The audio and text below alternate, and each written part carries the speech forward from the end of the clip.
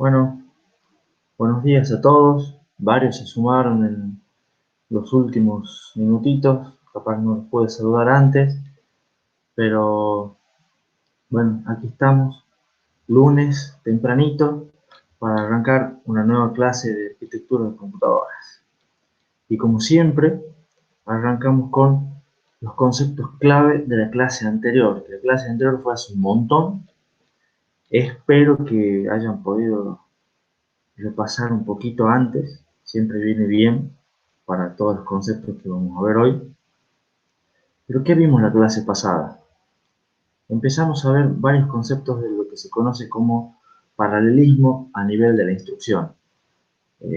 También es conocido por las siglas ILP, eh, como su denominación en inglés, que es Instruction Level Parallelism.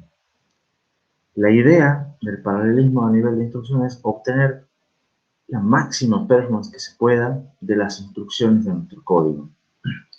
Y eso es lo que se busca, es tratar de obtener un CPI menor que 1, o sea, poder ejecutar en promedio más de una instrucción por ciclo.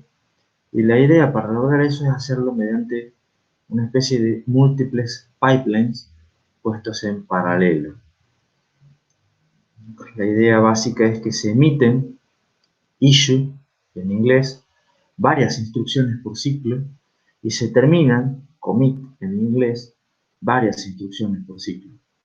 De lo que es una limitación del pipeline tradicional, que normalmente puede emitir y terminar una única instrucción en cada ciclo.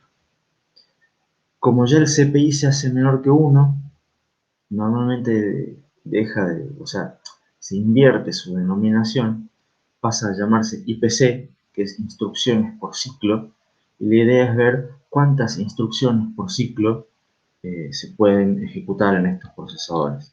La idea es la misma.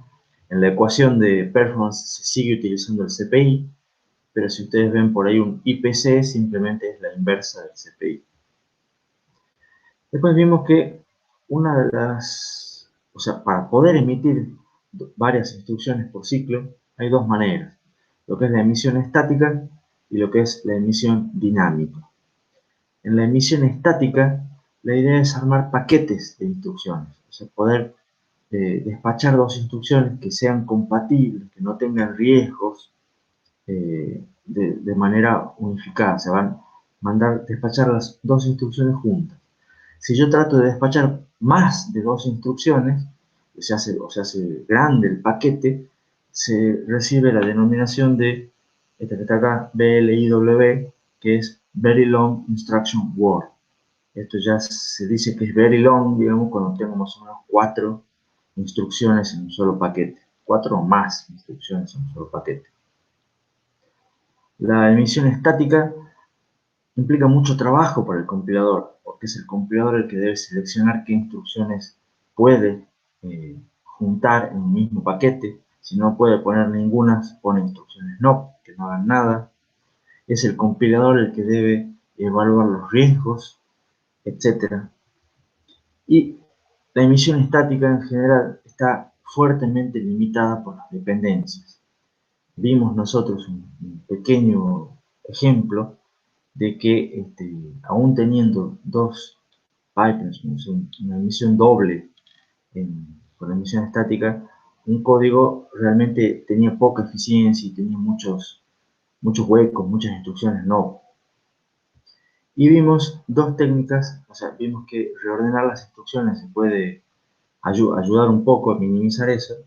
Y vimos una técnica que también es desarrollado de lazos, que sirve para generar más instrucciones y de esa manera, al desarrollar los lazos, repetimos el cuerpo del lazo, minimizando el control del lazo y generamos más instrucciones y eso permite que el compilador tenga más instrucciones para poder rellenar los huecos y aprovechar mejor, de manera más eficiente, la emisión múltiple de instrucciones.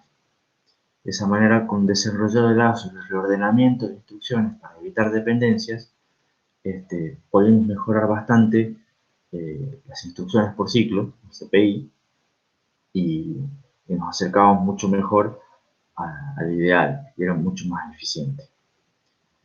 Después empezamos a ver emisión múltiple dinámica de instrucciones. La idea acá no es que el compilador se encargue de armar los paquetes de instrucciones, sino que se reciben las instrucciones como están en el código, como veníamos trabajando, pero directamente es el hardware el que dinámicamente va evaluando las instrucciones, y si una instrucción puede ejecutarse, se ejecuta apenas pueda. O sea, el apenas puede implica apenas tenga sus operandos disponibles y no tenga dependencias, por supuesto. Eso es hacer por hardware lo que antes se hacía por software, y tiene algunas ventajas. Por ejemplo, que le quita presión al compilador. O sea, el compilador ya antes tenía que ser un supercompilador para la emisión estática. Ahora directamente el compilador es un compilador común y se hace todo por hardware. Y para poder hacer toda la resolución de dependencias y todo lo demás por hardware, la idea es que se basa en un diagrama de precedencias como el que nosotros vimos allá lejos y hace tiempo en el tema 2. Por supuesto que para poder hacer todo esto, la emisión dinámica de múltiples instrucciones, la idea siempre es que se mantiene la emisión de instrucciones y la terminación siempre es en orden, para preservar el sentido del código, que es o sea, preservar el sentido del código es una de las cuestiones fundamentales que hay que mantener. Ahora, en el medio, pues, lo que se hace es se aprovecha lo que es la ejecución fuera de orden, que es una técnica que se basa en esto que estábamos arriba, digamos, de que se ejecutan las instrucciones apenas puedan, no necesariamente en el orden en que están escritas, ¿no? Entonces, mediante ejecución fuera de orden, y lo que dice acá, renombramiento del registro, logramos evitar las dependencias. El renombramiento del registro no lo vimos la clase pasada, lo vamos a ver hoy, y eso es lo que me da el pie para empezar con la clase de hoy. ¿Alguna pregunta sobre lo que fue este repaso, lo que vimos la clase pasada?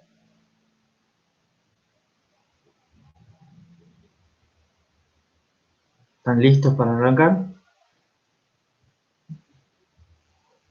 ¿O ya se me durmieron todos? Bueno, Jonás, Ignacio dice que están listos. Martín pone la F. Bueno, antes de arrancar, recibí recomendaciones fuertes durante muchas presiones el fin de semana para que tengamos un quiz. Y de esa manera seguro que alguno se va a terminar de despertar. No, dale, Jonás. Es un ratito nomás, los quizzes son cortitos. Les voy a pedir, por favor, que entren a Classroom.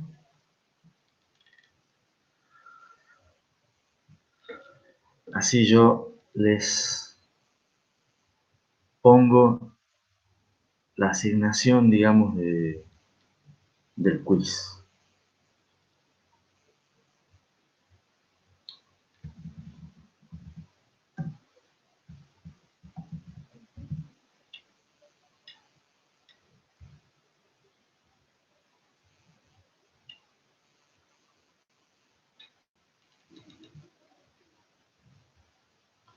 Qué feo arrancar así la semana y esos gustos. Sí, sí, sí, vamos a Classroom. Martín propone hacer el quiz y ir a dormir. Bueno, es una posibilidad. No tomo asistencia, así que igual queda grabado todo. Bueno, ya están en Classroom, ya se loguearon, armaron todo.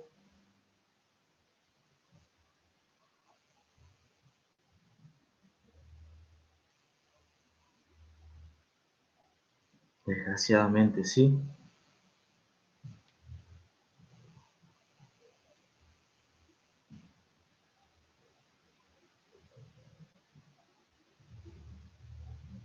Bueno, si no me equivoco, Ustedes en este momento están viendo, ya tienen asignadas las tareas en clase. Si alguno me puede confirmar,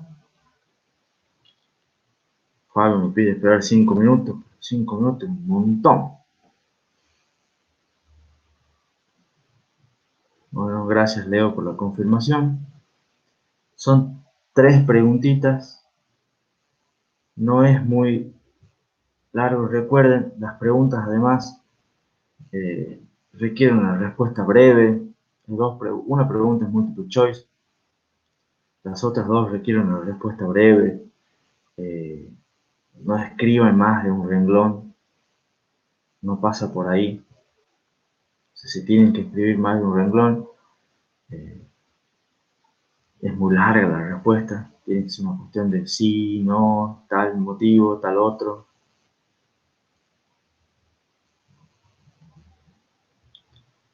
Recuerden que no solamente hay que enviar el formulario, sino que después entregar la tarea.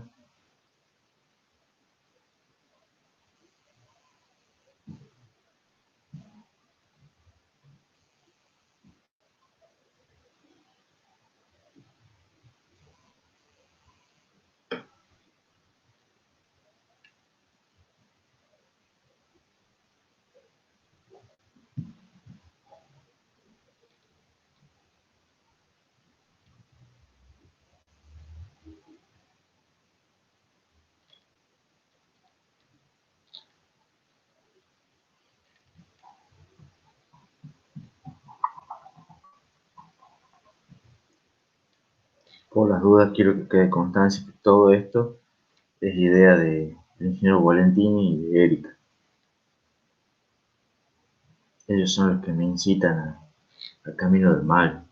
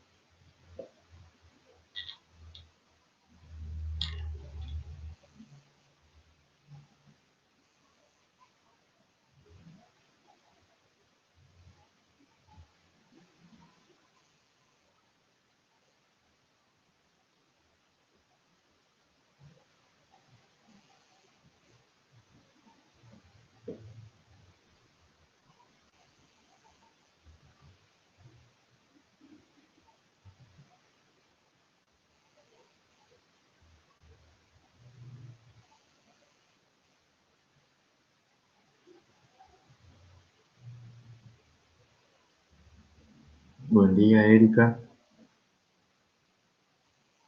Llegaste en un mal momento por las dudas.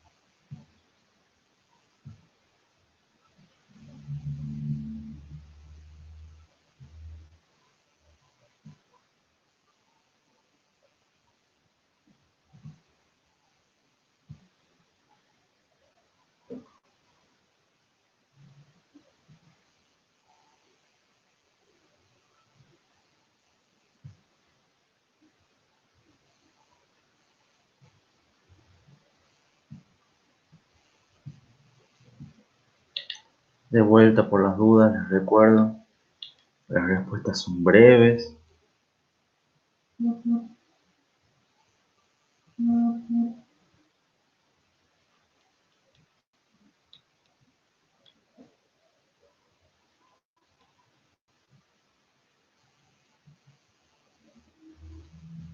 Ya hay algunos que ya van entregando.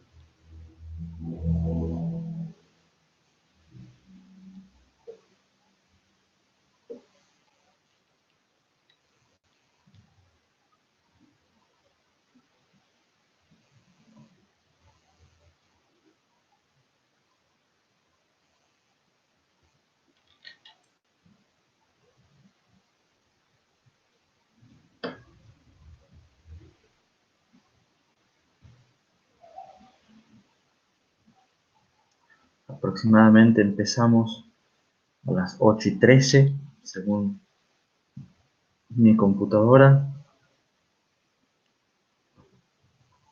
Así que la idea es ir hasta las 8:23, porque nos quedarían unos 3 minutos.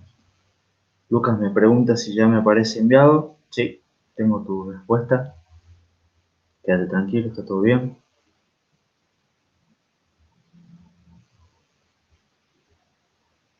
Pues nada.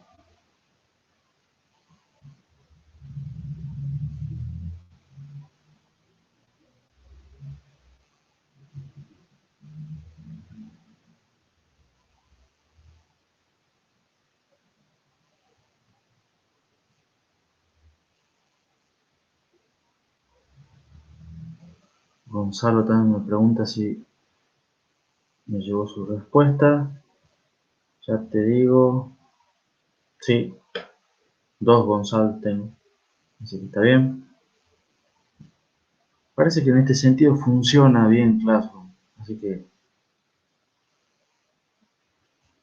de todas maneras no me molesta para nada que pregunte.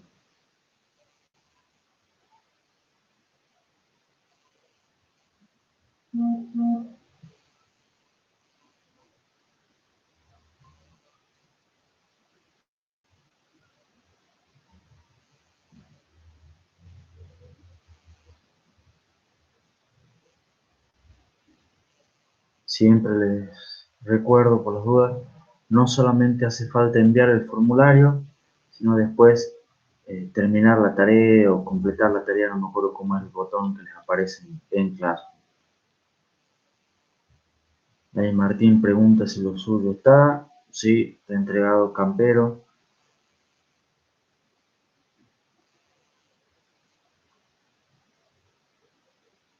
Ya me deberían estar faltando poquitos. Así que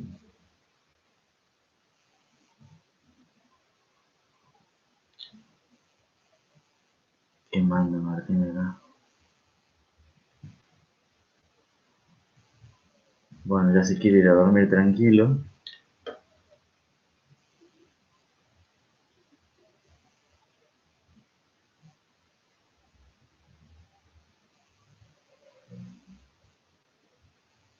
Yo creo que ya estamos en horario. Así que si hay alguno que está dando vueltas por ahí que le falta enviar, complete, presione los botones correspondientes porque estoy a punto casi de cerrar el formulario.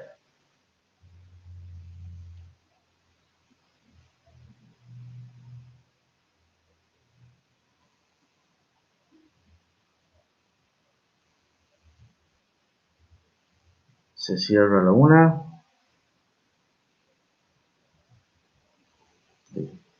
Uno más. Se cierra las dos.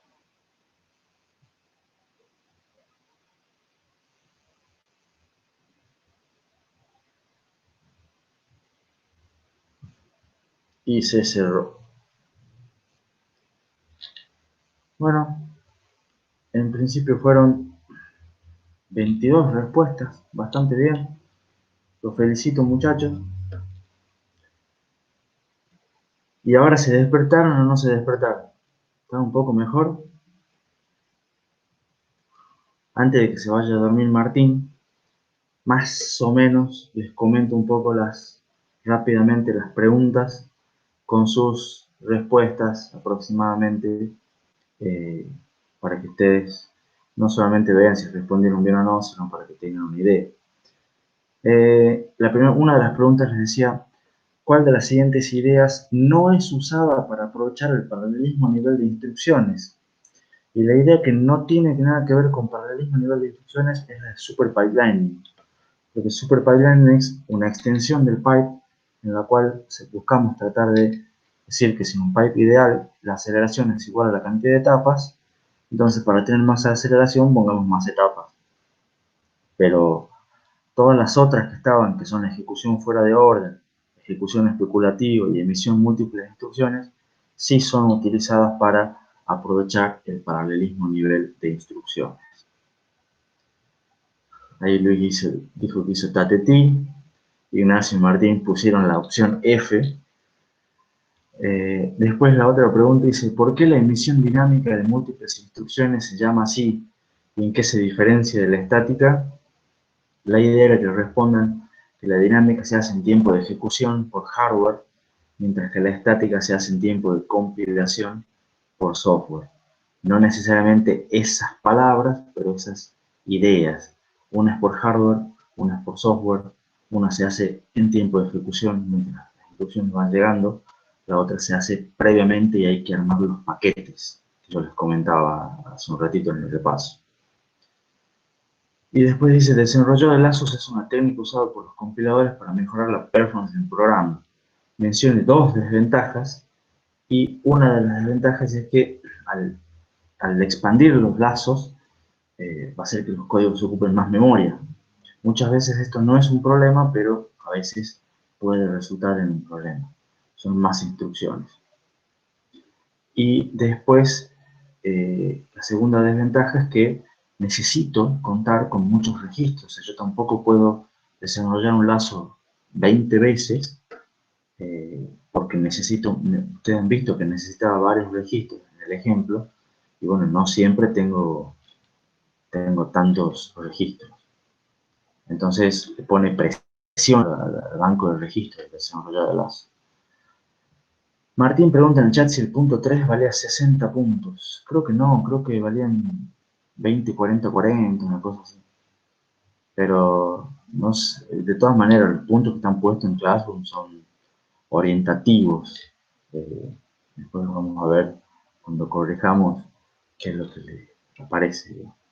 Pero creo que valía la pregunta multiple choice 20 y las otras dos 40. Creo.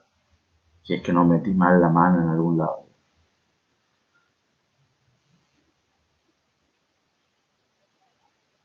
Uno puso dos ventajas. Bueno, eso porque estaba dormido Fabio. Dice que en vez de poner dos desventajas, puso dos ventajas. Bueno, habiendo superado el quiz, arrancamos, ya son casi las 8:30, arranquemos con la clase de hoy. Lo que les dije que había quedado pendiente de la clase, del repaso, era renombramiento del registro. Martín en el chat pregunta si se puede ir a dormir. Sí, como poder puede, no hay ningún problema. ¿Qué es el renombramiento del registro? La idea es que vimos, si ustedes se acuerdan, que antes de la ejecución fuera de orden había unas estaciones de reserva, donde se iban acumulando las instrucciones para esperar a que estén listas para poder ejecutarse en las unidades funcionales que están en paralelo para la ejecución fuera de orden. Y la idea es que en esas estaciones de reserva se puede cambiar el nombre de los registros, de modo de eliminar dependencias. ¿Pero cuáles dependencias? No solamente las dependencias de tipo route, que son las dependencias de orden que ustedes vieron, que esas en general no se van a poder eliminar, sino que el problema está en que al ejecutar las instrucciones fuera de orden, ¿se acuerdan de lo que eran las dependencias tipo war y tipo wow? Las write after read y las write after write. Bueno, esas dependencias que normalmente nosotros dijimos: no, bueno, estas no aparecen, estas no existen, son cosas que realmente no aparecen, no existen en procesadores que ejecutan en orden. O sea, en el procesador en pipeline normal, de 5 etapas, no tiene dependencias de tipo write after read y write after write. Pero un procesador con ejecución fuera de orden sí las puede tener. Y esas dependencias, como son dependencias que no son reales, porque las dependencias reales son las de read after write, perdón, esas dependencias las podemos eliminar si cambiamos el nombre de los registros. ¿Qué es cambiar el nombre? Es directamente si en vez de usar un registro que me puede generar alguna dependencia de tipo write after read o write after write con alguna otra instrucción, si tengo registros libres, le cambio el nombre, le pongo algún otro registro libre, total, el código funciona igual. Para cambiar ese nombre se mantiene lo que se llama una tabla de alias de registros, en el cual dice básicamente al registro que antes se llamaba R1, ahora le voy a poner R28, supongamos. ¿No? Y de esa manera van asignando distintos registros, le van cambiando distintos nombres. Me pregunta Ezequiel, pero entonces se hace un análisis previo de los registros que se están utilizando. Exactamente. Cuando viene una instrucción y vos detectás una instrucción que va a escribir en un determinado registro, vos decís, bueno, la instrucción 1 va a escribir en el registro 5. Entonces la despachás, la emitís. Pero ya sabés que hay una instrucción que se está ejecutando que va a escribir en el registro 5. De esa manera viene una instrucción después y dice, yo voy a leer el registro 5. Bueno, ya sabes que tenés una dependencia de tipo route y no la podés emitir hasta que no termine la que está ejecutándose. Pero si dice, no, yo tengo una que va a escribir en el registro 5 también, y decís, bueno, a ver, pero realmente es importante o no, ¿qué hago con la anterior? Y la idea es que dinámicamente el hardware va detectando las dependencias y va acomodando todo, si puede renombrar, si puede ejecutar, etc. Entonces, cuando se emite una instrucción, la idea es revisar si el operando está disponible en el banco de registros o en el buffer de reordenamiento. Si está libre, se lo copia a la instrucción, a la unidad, o sea, la instrucción se emite, el registro se lo copia a la unidad de reserva y puede ser sobrescrito. Y después, lo importante es cuando están en la unidad de terminación, en el buffer de reordenamiento, se vuelve a su nombre original, los registros.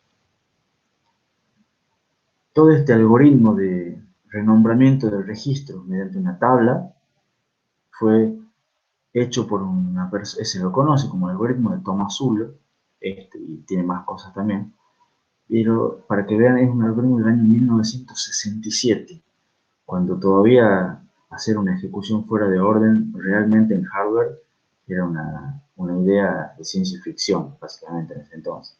Pero el algoritmo ya era bueno y en su idea general se sigue utilizando hoy en día. Por supuesto está tuneado y optimizado para casos puntuales, pero en su idea original se sigue utilizando hasta hoy en día. Entonces, acá tenemos una diapositiva que compara emisión estática versus emisión dinámica, pero ventajas y desventajas de cada una, ¿no? ¿Qué son? La idea es que la emisión dinámica, con la ejecución fuera de orden, es mucho más compleja que la emisión estática. ¿Por qué? Porque hace que el hardware requiera hacer muchísimas más tareas que antes se le pedía a un supercompilador. Y sin embargo, a pesar de que es mucho más compleja, es la más usada en procesadores de media y alta performance. Se utiliza mucho la emisión dinámica y no la estática. Y los motivos son varios. Primero porque hay muchas paradas, muchos problemas de dependencias que no pueden ser predichas por el compilador, porque ocurren en tiempos de ejecución. Muchas veces ustedes tienen que evaluar si un registro es igual a 0, o si pasó tal cosa, tienen algunos if, y son cosas que no necesariamente se conocen en tiempos de compilación y son problemas que ocurren en tiempos de ejecución. También va a pasar, por ejemplo, algo que vamos a ver después, en el tema siguiente, a veces van a buscar una instrucción a memoria, la instrucción no está, o demora, porque hay un problema con los cachés. Entonces, ¿qué hacen cuando tienen esa parada? Y normalmente un procesador en orden no puede hacer nada, simplemente tiene que esperar hasta que la instrucción se traiga. En cambio, con una ejecución fuera de orden, se permite ir buscando otras instrucciones para ver si se pueden ejecutar en cualquier orden. Entonces, ese es un gran motivo por el cual se usa hoy en día la emisión dinámica de instrucción. Otro motivo es porque es muy difícil predecir en tiempo de compilación el retardo de los saltos para armar mejor los paquetes. Tienen también que ver con los riesgos de control, con dependencias de ese tipo. Entonces, de vuelta, o sea, hemos dicho que procesadores modernos tienen muchas etapas del pipeline, tienen muchas eh, diferentes penalidades, diferentes duraciones. Entonces, para poder armar mejor el resultado de los saltos y todo lo demás, hay que saber bien cuántas instrucciones tienen que poner. Pero el compilador significa que tiene que ir variando estrictamente para cada máquina, para cada variante. Entonces se hace muy difícil. Entonces es mucho mejor tratar de hacerlo por hardware, como el algoritmo es siempre el mismo, básicamente. Una vez que está hecho por hardware, ya queda hecho. Otro motivo es que, es algo parecido a lo que les mencionaba recién, diferentes implementaciones de un mismo ISA pueden tener distintas latencias y distintos riesgos. Fíjense cómo el ISA del X86, por ejemplo, tiene distintas implementaciones de Intel, de AMD, distintas versiones, procesadores i7, i5, i3, todos ejecutan el mismo ISA, pero todos tienen diferentes latencias y tienen diferentes riesgos. Entonces, una va a poder ejecutar más instrucciones en paralelo que otra, porque es un procesador más caro, porque tiene más unidades funcionales. Entonces, realmente poder organizar eso con un mismo compilador es muy dependiente de la implementación. De los compiladores en general tienen que ser dependientes de ELISA. Entonces, todos esos motivos, y entre otros, hacen que realmente hoy en día la emisión dinámica de múltiples instrucciones sea la más usada, a pesar de que es mucho más compleja que la emisión estática. ¿Está clara más o menos lo que son algunas de las ventajas de la emisión dinámica?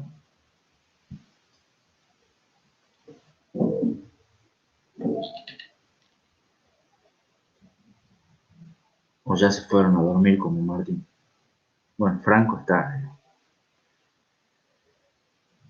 La tercera técnica que nos faltaba para completar lo que es por qué se usa esta emisión dinámica múltiple de instrucciones es la ejecución especulativa, que se puede usar tanto con emisión múltiple estática o dinámica, pero normalmente se utiliza con la dinámica, pero va para cualquiera de las dos.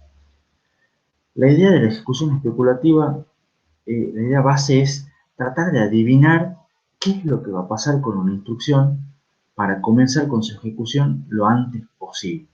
O sea, es cuando no solamente se fijan dependencias de datos o riesgos de control, sino la idea es, yo puedo ejecutar esta instrucción antes y ¿qué va a pasar si la ejecuto antes? O sea, ¿realmente me influye mucho los resultados después o no? Más allá de que tenga dependencia. ¿Puedo intentar de algún modo renombrar los registros, suplir la dependencia y ejecutarla igual? Y si al final resulta que no la tenía que ejecutar, la descarto.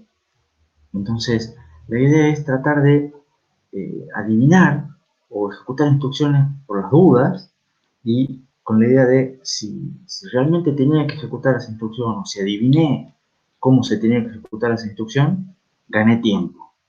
Y si no adiviné o no tenía que ejecutarla, bueno, igual hubiera perdido tiempo esperando. O sea, igual para resolver el problema tendría que haber esperado. Entonces, en una de esas, si acierto, gano tiempo y si no acierto, pierdo el mismo tiempo que hubiera tenido que esperar. Eso es parecido a lo que es la idea de predicción de saltos, tratar de ir a adivinar. En predicción de saltos es tratar de adivinar si el salto va a saltar o no. Acá es directamente, tiene que ver con la ejecución de las instrucciones. Un ejemplo típico es justamente en los saltos, pero no para ver si se predice un salto o no, sino la clave acá es no esperar a la resolución del salto, no saber si un salto salta, sino la clave de ejecución especulativa es ejecutar ambas alternativas. O sea, ustedes tienen un salto y si el salto realmente se ejecuta, ustedes van a saltar a una dirección destino y si el salto no se ejecuta, van a ejecutar luego o sea, si el salto no salta, van a ejecutar la instrucción siguiente. Entonces ahí se les genera una bifurcación en su flujo del programa y tienen dos posibilidades. O la instrucción siguiente es PC más 4 o la instrucción siguiente está en destino. Con predicción de salto tratamos de adivinar cuál de las dos va a ser. Y con la ejecución especulativa lo que dice es, ejecutemos ambas. O sea, ejecutemos la instrucción que está en PC más 4 y también ejecutemos, fuera de orden, la instrucción que está en destino. ¿Se entiende? Ejecutemos las dos. ¿Por qué? Porque puedo. O sea, simplemente porque tengo caminos disponibles para ejecutar ambas instrucciones. ¿No? Y después, cuando yo resuelva el salto, digo, bueno, hago el commit, hago la terminación únicamente de la instrucción correcta, ¿estamos? Del camino correcto. Y todas las instrucciones que ejecuté, que resulta que eran de manera incorrecta, porque al final ese camino del salto no se tenía que tomar, bueno, las descarto todas esas. No les doy commit y las borro del buffer del ordenamiento. ¿Se entiende la idea?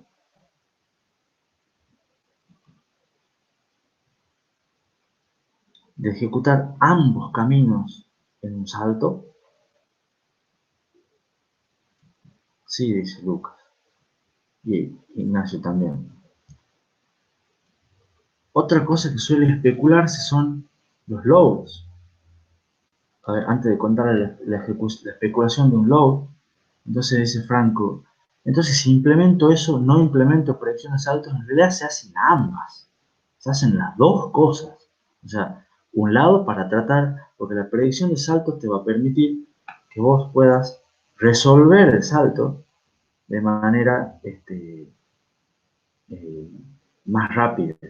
Y además, la predicción de salto también puede fallar. Entonces, la ejecución especulativa te puede ayudar si falla la predicción de salto. ¿Se entiende? O sea, la idea es que hacer las dos cosas. No es que una quita la otra. Y fíjense esto, también suelen especularse los loads.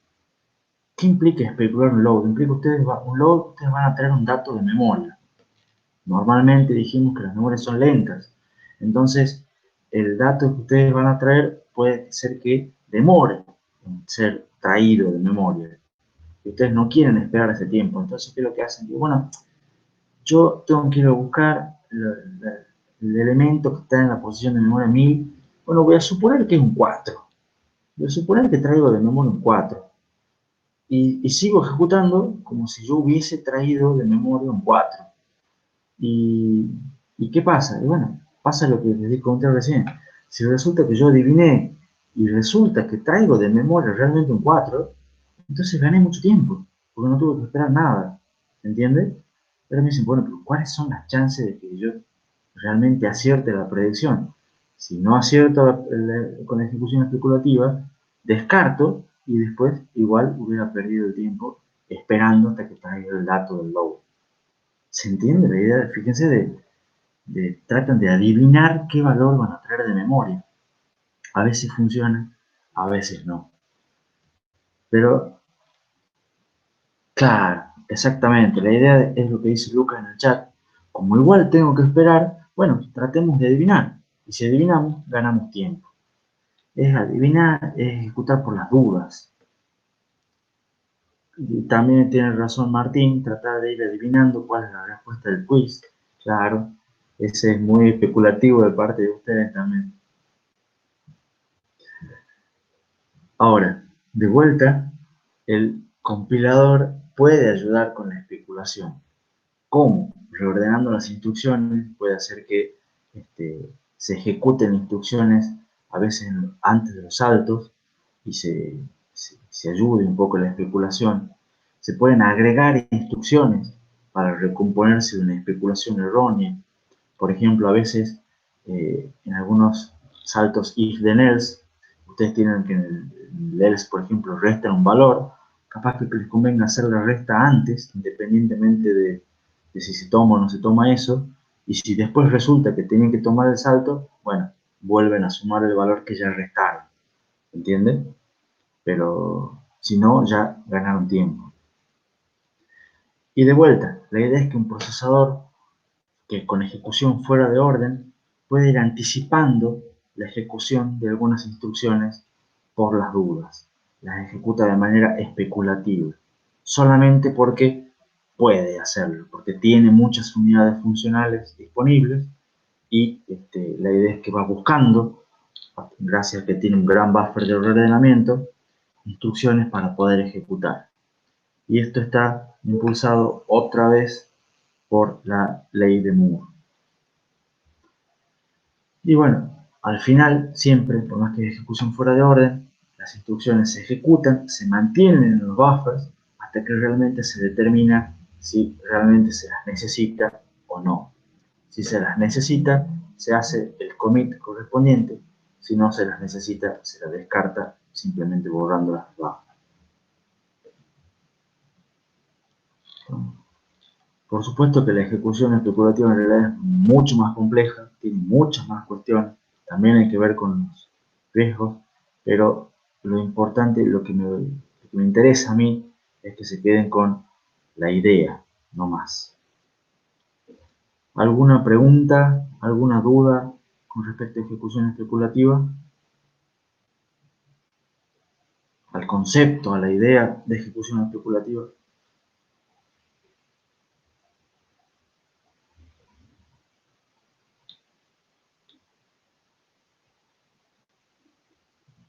Bueno, parece que no. Entonces, a modo de resumen de lo que vamos viendo un poco hasta acá, vemos que la mayoría de procesadores modernos de performance, de alta y media performance, son procesadores superescalares, que funcionan muy bien, andan bastante bien, seguramente todos los que tienen en su máquina instalado en este momento un procesador de este tipo, pero quizás no anda tan bien como podrían o no anda tan bien como nos gustaría. Estos procesadores, eh, digamos, lo que es diseño de arquitectura de computadoras, se los conoce como procesadores Great, Big o que son unas máquinas grandes con mucha ejecución fuera de orden. Y el problema que tienen, el mayor problema que tienen todos estos procesadores es que todo lo que explotan lo más que pueden, con todas sus técnicas, tratan de explotar el paralelismo a nivel de instrucción, pero el paralelismo a nivel de instrucción está fuertemente limitado por las dependencias. O sea, ustedes van a ver que siempre el código tiene un montón de dependencias, de un montón de tipos, van a buscar todas las maneras de resolverlo, pero las dependencias, al final de cuentas, siguen estando. Es muy importante para esto lo que es diagrama de precedencia. Y en general el problema pasa porque la mayoría del software escrito, en la mayoría de los lenguajes de programación, es un software secuencial. Porque no porque esté mal hecho el software, sino porque así está hecho desde un primer momento, porque era más fácil para los programadores. Así sigue estando hecho hoy en día porque sigue siendo más fácil para los programadores. Entonces, la idea es se busca siempre la mayor productividad de los programadores, de las personas.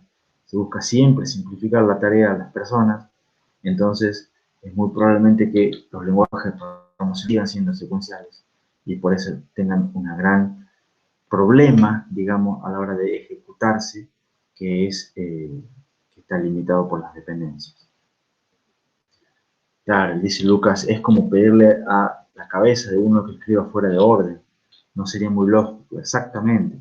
La ejecución de los procesadores fuera de orden no es totalmente lo que para nosotros es lógico. Entonces nos cuesta mucho tratar de hacerla, pero la máquina eventualmente la hace. Y Lucas plantea que ahora, cuando estén programando, los muchachos se deberían empezar a preguntar, ¿realmente necesito esto antes o lo puedo poner en un buffer de ordenamiento?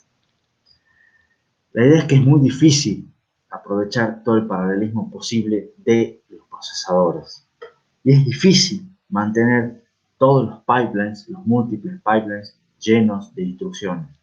Entonces van a ver que los procesadores, aún los más nuevos, tampoco tienen, tampoco son muy anchos en el sentido de emiten 10 instrucciones por ciclo o 20 instrucciones por ciclo, porque a la larga no pueden aprovechar, no tienen mucho sentido emitir tantas instrucciones porque no se puede emitir, no se puede aprovechar tanto paralelismo por culpa de las instrucciones y es muy difícil mantener los pipelines llenos de instrucciones. Y si no mantenemos los pipelines llenos, entonces perdemos la ventaja de tener múltiples pipelines, llenamos todo de huecos, entonces no tiene mucho sentido.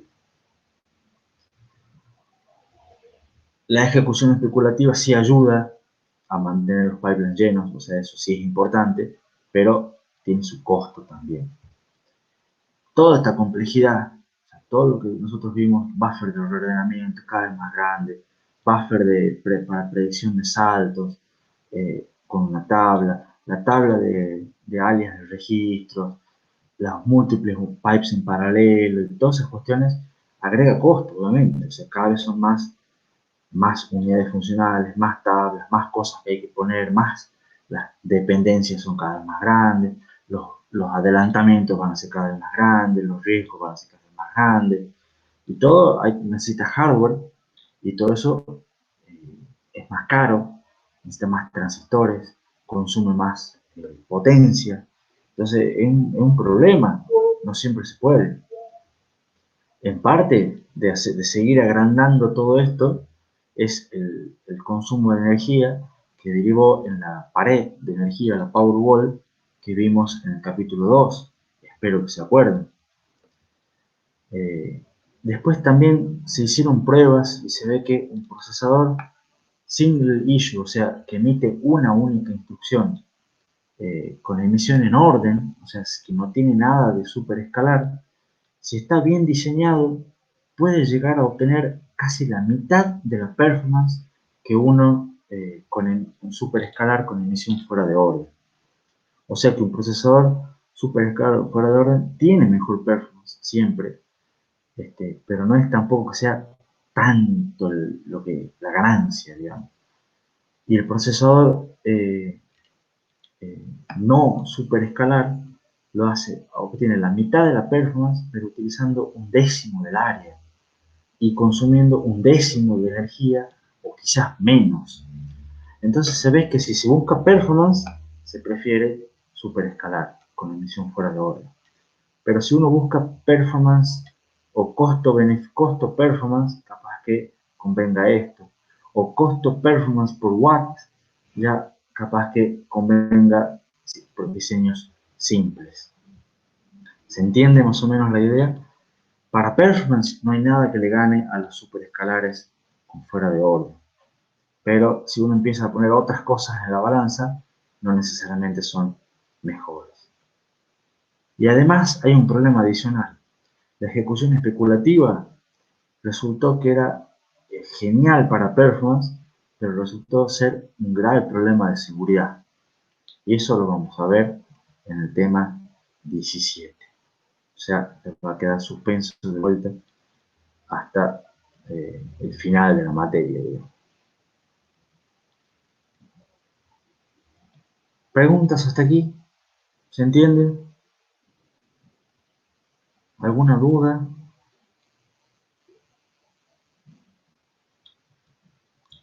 Antes del recreo, a ver, Iván tiene una duda del problema de seguridad.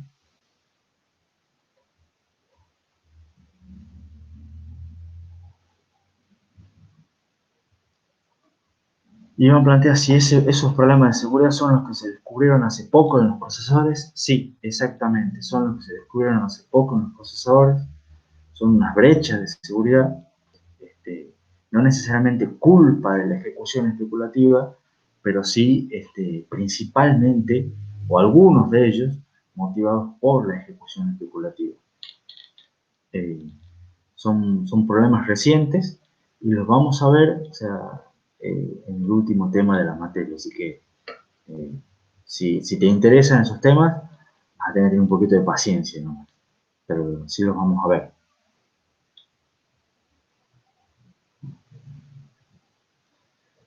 Y antes del recreo, me gustaría explorar un poquito más para ver unos ejemplos. Son unas diapositivas rápidas en teoría, para ver lo que son ejemplos de procesadores superescalares modernos, para que ustedes vean más o menos algunos procesadores nuevos y vean que más o menos parámetros de los que los que les conté en lo que vimos esta clase y la clase pasada. Por ejemplo, vamos a ver dos procesadores que ejecutan el ISA de ARM, de ARM, no necesariamente el THUMB2, que ustedes vieron en sistemas con micro, sino en este caso la versión 8, la versión de 64 bits, y una versión, por supuesto, para alta performance. Ustedes no vieron el sistema con micro, un micro para alta performance. Y uno de ellos es el ARM Cortex A76. Ustedes vieron de la serie M, y creo que vieron el M0 o el M3, son procesadores chiquitos. Esta es la serie A, son los procesadores de alta performance, y 76 no es el último, creo que el último es el 77, pero la idea es la misma. Como les dije recién, es un procesador basado en el ISA de ARM V8, es un ISA de 64 bits, puede emitir hasta 4 instrucciones por ciclo, o sea, el NY acá es 4, el N, puede despachar en realidad hasta 4 instrucciones por ciclo, tiene 8 pipes en paralelo, 8 unidades de ejecución en paralelo, una para los saltos, 3 para tipo R, 2 para punto flotante y 2 para load store. O sea que puede ir emitiendo 4 instrucciones, pero puede ir ejecutando hasta 8 instrucciones eventualmente en paralelo, fuera de orden. Estamos hablando siempre de estos son fuera de orden. Y tiene un buffer de reordenamiento de 128 entradas. Y la idea es compararlo por ejemplo, con un Samsung M4. Samsung M4 es un procesador también basado en la lisa ARM V8, pero esta es una versión un poquito más nueva, 8.2, porque es un procesador un año después. La diferencia entre el 8 y el 8.2 seguramente es que le agregaron algunas instrucciones. Este procesador de Samsung M4 es un procesador que está, estos, ojo, no les dije, pero el A76, también estos dos son procesadores de celulares, son procesadores de teléfonos. Este Samsung M4 obviamente es un procesador de Samsung y es el que está en el Galaxy S10. No sé si alguno de ustedes capaz que tiene o conozca a algún amigo que tiene un Galaxy S10, suele tener este procesador. No me acuerdo exactamente en cuál, pero está en algunos procesadores también de alta gama. Estamos hablando de similares a un Galaxy S10. Quizás alguno lo tenga en su teléfono y tenga una Cortex A76. Después pueden buscar o conozcan a alguien que tenga un teléfono caro, capaz que tenga un Cortex A76. Este procesador de Samsung está basado en el mismo ISA, pero puede emitir hasta 6 instrucciones por ciclo. Tiene 12 unidades de ejecución, de vuelta, una para saltos, 4 para tipo R, 3 para puntos flotantes, 4 para load store, y tiene un buffer de reordenamiento más grande, ¿no? Fíjense que lo que va a ir variando, van a ver, es cuántas instrucciones pueden emitir, cuántas pipes en paralelo tienen y qué tamaño tiene el buffer de reordenamiento. Básicamente esas son las diferencias entre distintos procesadores modernos. Una pequeña observación, fíjense que este procesador, por ejemplo, emite hasta 6 instrucciones en paralelo, tiene un pipeline de 16 etapas, eso implica que puede ejecutar en simultáneo casi 100 instrucciones por ciclo. O sea, ¿se acuerdan los dibujitos de pipe que teníamos? Imagínense acá un pipe que tiene 6 instrucciones por ciclo, 16 etapas.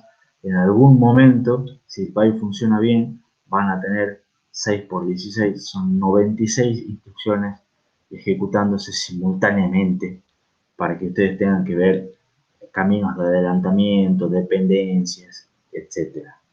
Es todo un número, ¿no? Ahora les muestro dos procesadores super escalares, pero no de celulares, sino de PC. También de algunas PC, por supuesto, son los más nuevos, no necesariamente los tendrán, capaz que sí, pero son lo mejorcito que hay en el mercado. Por un lado tenemos un Core i7 de Intel, 10ª generación, puede emitir hasta 5 instrucciones por ciclo, tiene 10 unidades de ejecución,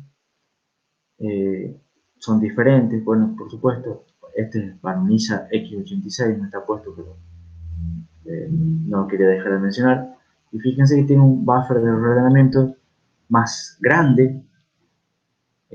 Comparen, por ejemplo, ese procesador super escalar para PC de escritorio con el que vimos recién de procesadores de celulares. Y van a ver que hasta ahí parece bastante parecido, digamos, o sea, hasta puede emitir menos instrucciones que el del Samsung y tiene menos pipes en paralelo, pero tiene un buffer más grande. Pero fíjense que son todos similares. El procesador de los de celulares no tiene casi nada que envidiarle a los procesadores de PC. Después está un procesador de AMD, un Ryzen 9 3900 de tercera generación, que son los del año pasado. Puede emitir hasta 6 instrucciones por ciclo, una más que este. Tiene 11 unidades de ejecución, una más que el de Intel. Tiene un buffer más chico del ordenamiento, sin embargo es más grande que los buffers, o casi igual, digamos, que los buffers de Samsung, es más grande que el de ARM. Pero básicamente la idea es siempre, pueden ver cuántas instrucciones pueden emitir, cuántas pipes en paralelo pueden tener, qué tamaño tiene el buffer del ordenamiento. Y por último les quiero mostrar un procesador de una empresa que se llama C5. Es una empresa que hace procesadores basados en RISC-V, que es el ISA que nosotros vemos. Este procesador en particular utiliza el RB64, se implementa el RB64GC. ¿Se acuerdan qué significaba esa sigla? RISC-V era que es el ISA de RISC-V, RB64 que es de 64 bits, G era la letra para decir que utilizaba la base de enteros más las extensiones comunes que son de multiplicación, la A de atómica y F y D de punto flotante, se implementa a punto flotante, y además tiene la extensión comprimida, de las instrucciones comprimidas. O sea, maneja la base más todas las extensiones comunes. En performance, este procesador es parecido a un procesador del año 2014, o sea, un procesador que no tiene tan buena performance. Sin embargo, es el procesador RISC-V más potente que había hasta el año pasado. Puede emitir 3 instrucciones por ciclo y tiene 5 unidades de ejecución en paralelo. Una para los saltos, una para tipo R, una para multiplicación y división, una para punto flotante y una para load store. Verán que es mucho más simple, tiene menor performance que todos los otros 4 que les mostré. Sin embargo, es un procesador basado en el ISA de RISC-V, que es mucho más nuevo que el ISA de ARM de 8 y los ISA de x86 también que tienen varios años. Entonces, existe también, no juega todavía en las grandes ligas, pero quizá algún día llegue, digamos. Por lo pronto está jugando en segunda o tercera división. Pero por lo menos tiene el ejemplo de un procesador basado en lo que vimos nosotros. Que esto es, por ejemplo, fíjense, un diagrama de lo que es un procesador de Samsung, el M3, que es casi igual al M4, no es eso lo importante, pero ¿qué es lo que les quiero mostrar con este diagrama?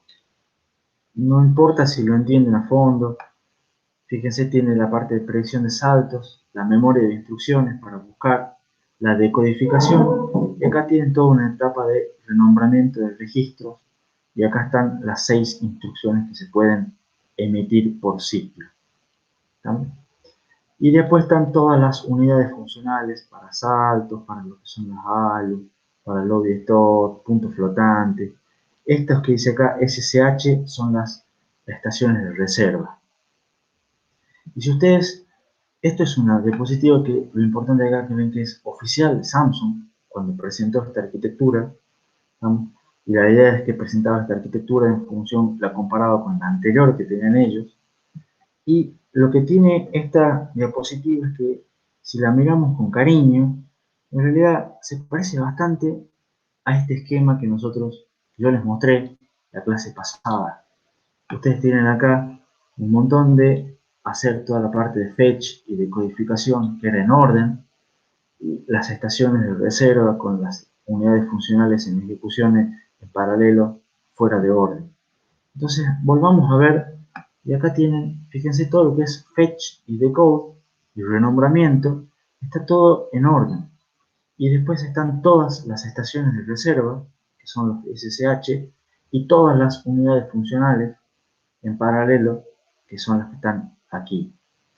Entonces, me gustó este diagrama, y lo voy a usar por lo menos un par de años hasta que encuentre otro más actual, digamos, pero la idea sigue siendo la misma, que este esquema que yo les mostré en la clase pasada se usa realmente y se lo puede amoldar a lo que es una presentación oficial de Samsung de lo que es su arquitectura.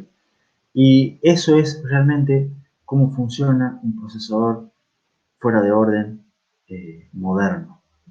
Y acá tienen otro esquema, que es del C5, que les mostré recién, y quizá ustedes digan, ah, pero esto no se parece al dibujito anterior. Y en realidad, si lo ven, tienen la predicción de salto acá, tienen el fetch, la parte de decodificación, todo lo que es renombramiento de registros. Esto sigue siendo una cuestión lineal, una cuestión en orden. Y acá está lo que es el despacho y lo que es la unidad de issue, ¿estamos? Que es cómo se emiten las instrucciones, y estarían por acá, digamos, mezcladas lo que son las estaciones de reserva. Y esto es lo que es el núcleo fuera de orden.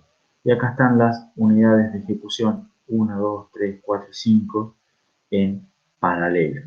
Tiene por supuesto acá cuestiones de caché y otras cosas que no hemos visto todavía, pero fíjense que si abstraemos las partes estas que están a la vuelta, tenemos la predicción de salto, la parte que es en orden y la parte que es fuera de orden con las instrucciones, con la ejecución en paralelo de las unidades funcionales. Se ve más o menos en estos dos diagramas de Samsung y de C5 que a la larga son parecidos a los que les mostré yo, por supuesto, con cariño, con ojos de madre, pero se ve que son más o menos parecidos a lo que vimos en clase. Logran más o menos identificar los mismos bloques o se durmieron.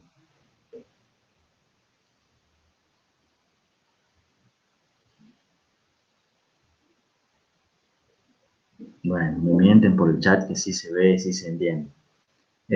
Gracias por mentirme, no hay ningún problema. Hacemos un recreo, son las 9:09. Hacemos un recreo, justo fíjense, estaba el cronograma. Y en 10 minutos vayan a estirar las piernas, hagan un counter. No, Martín, a dormir no. Despiértense, así vemos un poquito más. Terminamos el tema 9 y hacemos alguna otra cosa después del recreo.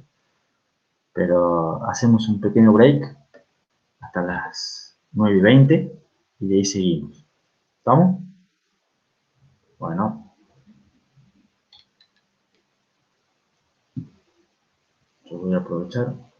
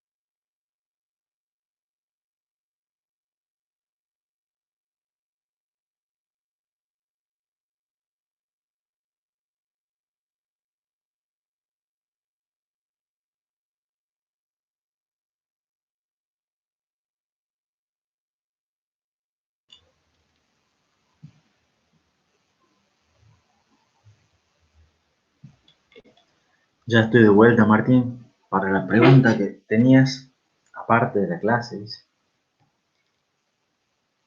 Fui a hacer mi recarga de Hard.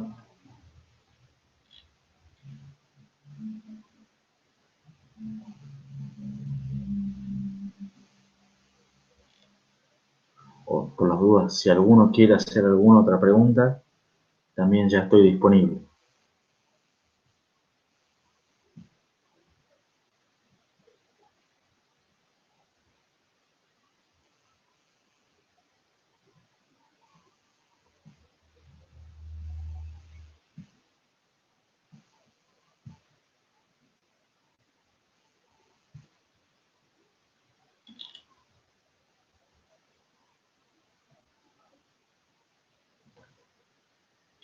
Martín me hace una pregunta del práctico, creo.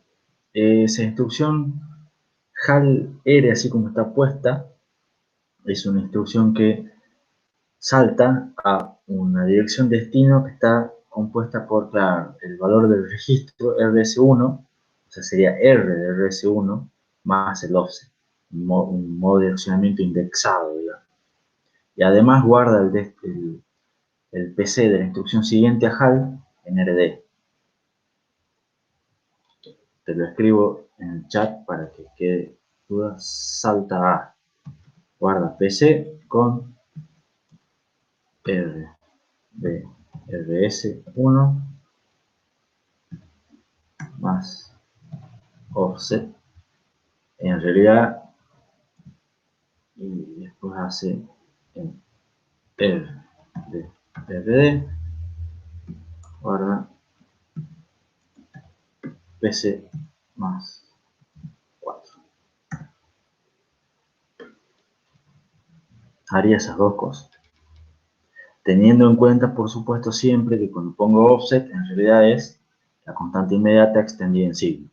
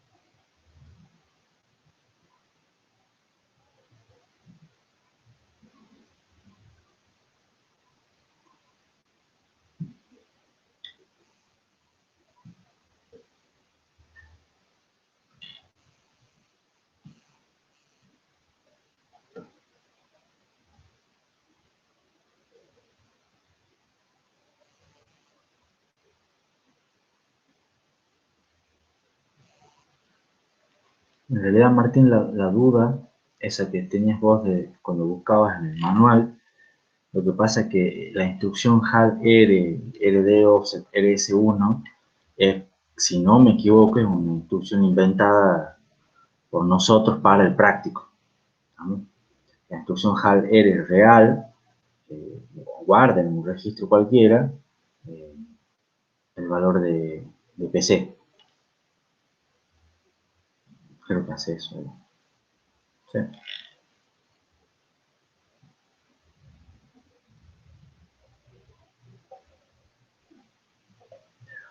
Más o menos, sí. Es una trampa, pero con un RTN diferente.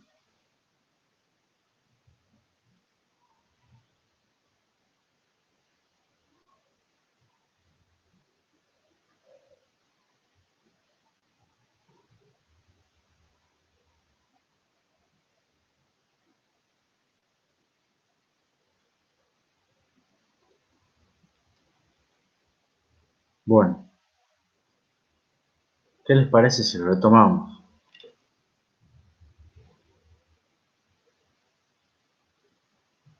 ¿Volvieron ya del recreo o todavía no?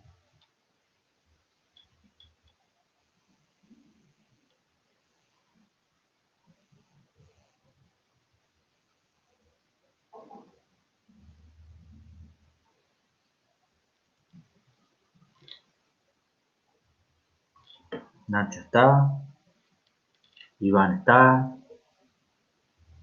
Jonás dice que está con un montón de gente.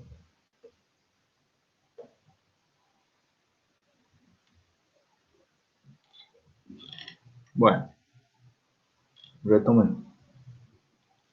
Retomamos tranquilo, siempre con el cronograma, para ver cómo vamos y cómo estamos. La idea es hoy terminar el tema 9. Si tenemos tiempo, yo pienso que puede ser que sí, empezaremos tema 10. El miércoles quizás terminamos el tema 10. El tema 10 es un tema un poco más corto. Y el miércoles ya saben que a las 13 tienen clase práctica. No hace falta que les recuerde, tienen la evaluación del práctico 4, que son temas 7, 8 y 9. No se preocupen que no hay nada del práctico 4 que estamos viendo hoy. Todo ya lo vimos, terminamos de ver la clase pasada. Lo que tiene de bueno, sí, es que, o sea, tiene algo bueno, es que este miércoles no se va a publicar un nuevo práctico.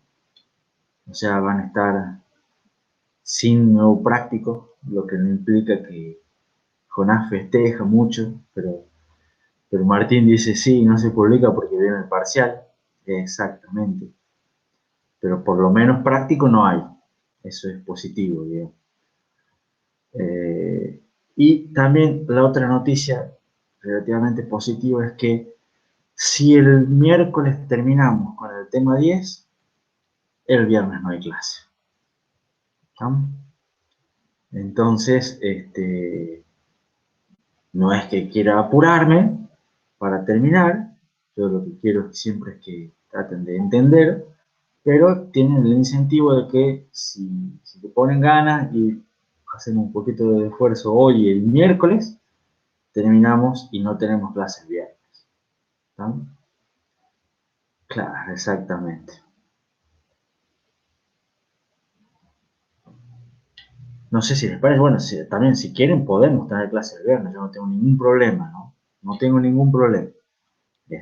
La podemos utilizar para consulta o algo, pero eso ya lo definimos más adelante. O para dormir. Martín parece que está con sueño.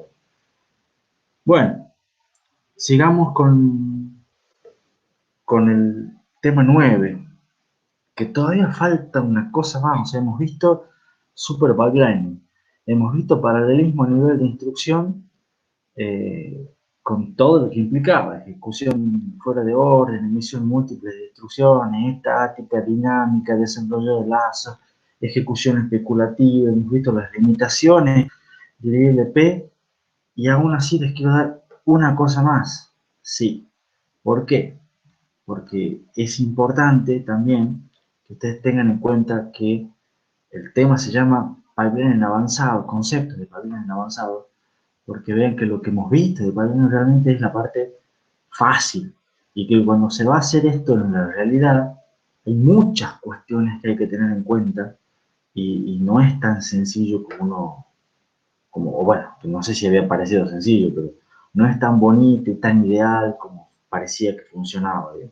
La cuestión es bastante más complicada. Y una de las cosas más complicadas que nos queda es ver cómo hacemos con las excepciones e interrupciones. Ustedes ya han visto en sistemas con micro, ya hemos hecho un repaso al principio de qué son las excepciones e interrupciones.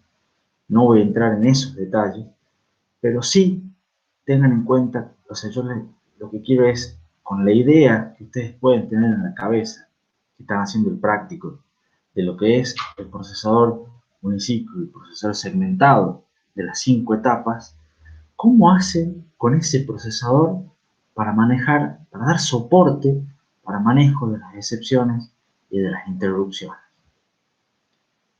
Entonces, primero, preservar el comportamiento de las excepciones e interrupciones es la segunda propiedad esencial para asegurar la exactitud de un programa. O sea, recuerden, la primera era preservar el orden.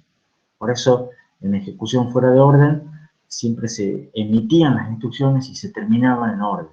Bueno, además de eso, también es para asegurar la exactitud de un programa, es necesario que las excepciones y las interrupciones mantengan su orden. ¿Estamos? O sea, si yo te ejecuto o sea, tengo una serie de secuencias de instrucciones en un programa y esas instrucciones me generan algún tipo de excepción, esas excepciones se deben procesar en el orden que están en la secuencia y se deben manejar y resolver en el orden que están en la secuencia, ¿no? Entonces, ¿qué pasa cuando llega una interrupción o cuando se produce una excepción? Lo primero que tengo que hacer es guardar el PC en algún lugar, el PC de la instrucción que recibe la interrupción o que causa la excepción. ¿Por qué? ¿Por qué es necesario guardar el PC? Porque de algún modo cuando resuelvan, cuando terminen la rutina de manejo de la interrupción, tienen que retomar el programa donde estaba. ¿Estamos de acuerdo? ¿Y cómo sé dónde estaba? Y bueno, porque tengo el PC. Entonces, ese valor de PC actual tengo que guardarlo. ¿Y dónde lo voy a guardar? Y bueno, tengo que, como no tenía ningún lugar en el camino de datos, tengo que agregar un registro adicional para guardar el PC. Vamos a, en algún lugar voy a poner un, un registro adicional para guardar el PC en caso de que ocurra una interrupción o una excepción. Además, ¿qué tengo que hacer? Tengo que de algún modo determinar cuál es la causa de la interrupción o cuál es la causa de la excepción. Para eso usualmente hay varias maneras de hacerlo, pero también se suele usar un registro que mantiene de algún modo un valor asociado a la interrupción si es externa, que puede ser el ID del dispositivo que me está interrumpiendo o del puerto, o si es interna puede ser algún código de excepción interna como una instrucción inválida en memoria o alguna cosa así. El tipo de excepción también es bueno guardarlo en algún registro. ¿Para qué? Para que después, cuando se salte al manejador de excepciones, bueno, a ver qué es lo que pasó, voy y me fijo en ese registro y ya tengo un registro de realmente qué es lo que pasó.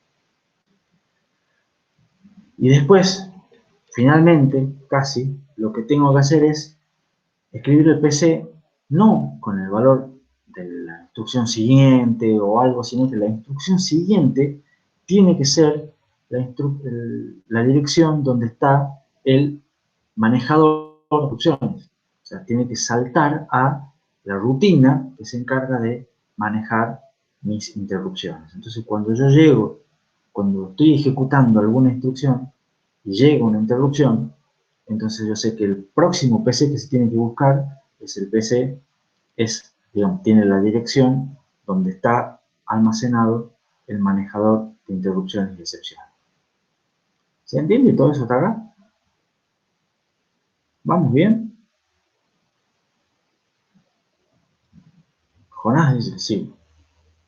Martín dice que no se ha dormido todavía. Eso es positivo.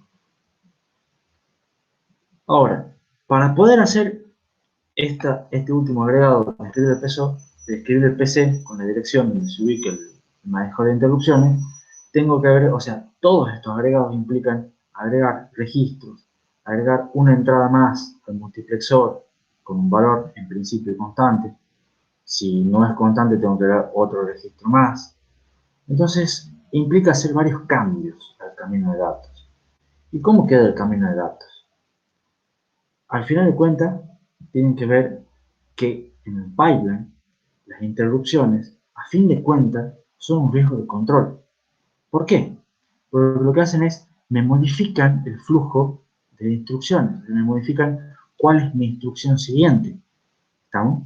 Entonces, si yo antes tenía un salto, que era un problema de los riesgos de control, bueno, una interrupción o una excepción también vendría a comportarse en cierto modo como un salto.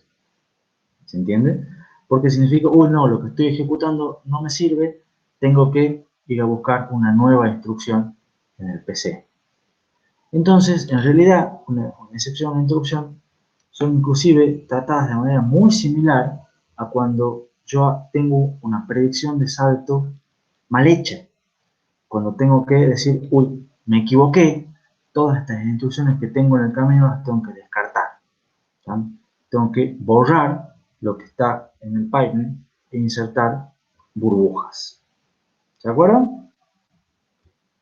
Entonces, supongamos un caso que yo tengo una instrucción de suma que está en la etapa de ejecución y eso me genera una excepción. Lo primero que tengo que hacer es evitar que esa instrucción escriba el resultado en el banco de registro. ¿Por qué? Porque si generó algún problema, esa instrucción es inválida. Todas las instrucciones previas, o sea, las que están en la etapa de memoria, en la etapa de writeback, esas no tienen problema, así que esas tienen que seguir ejecutándose en el pipeline hasta terminar. La instrucción que provocó el problema, que está en la etapa de ejecución, se quita, o sea, se la borra del pipeline. Se anulan sus señales de control y las que están antes también se las anulan. Se guarda el PC de la instrucción que causó la excepción, o sea, el PC de la instrucción que está en la etapa de ejecución, se guarda la causa de la misma y se transfiere el control al manejador de excepciones. O sea, se escribe un nuevo valor de PC. Cuando se retorna del manejador de excepciones, la instrucción problemática vuelve a ser buscada en fetch y de esa manera vuelve a ser ejecutada y se espera que se haya resuelto el problema y ya no cause una nueva excepción. ¿Cómo quedaría el camino de datos? Fíjense que este es el camino de datos dentro de todo simplificado, no tiene muchas cosas, pero es bastante completito y tiene las 5 etapas de fetch, decode, execute, memoria, writeback, con los registros de segmentación. Fíjense que la resolución del lazo, de los saltos, perdón, ya está, acá está PC más 4, acá está el sumador, acá está el comparador para detectar el valor de PC, para comparar si los registros son iguales para los branch. Está la unidad de adelantamiento acá, está esta unidad de detección de riesgos, estamos para insertar burbujas, y está lleno de multiplexores por todos lados. ¿Qué es lo que le agrego acá? Agrego estos dos registros. ¿Ven?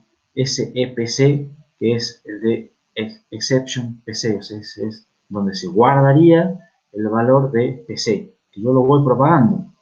¿no? Lo guardo en este registro, y acá está el registro de causa, que es donde guardo de algún modo la causa que me generó la interrupción. Y después hay un montón de señales de control nuevas que se encargan de controlar el multiplexor este. Al final no están muy claras las señales, pero bueno, no importa. Esta señal se que va acá, está mal puesta.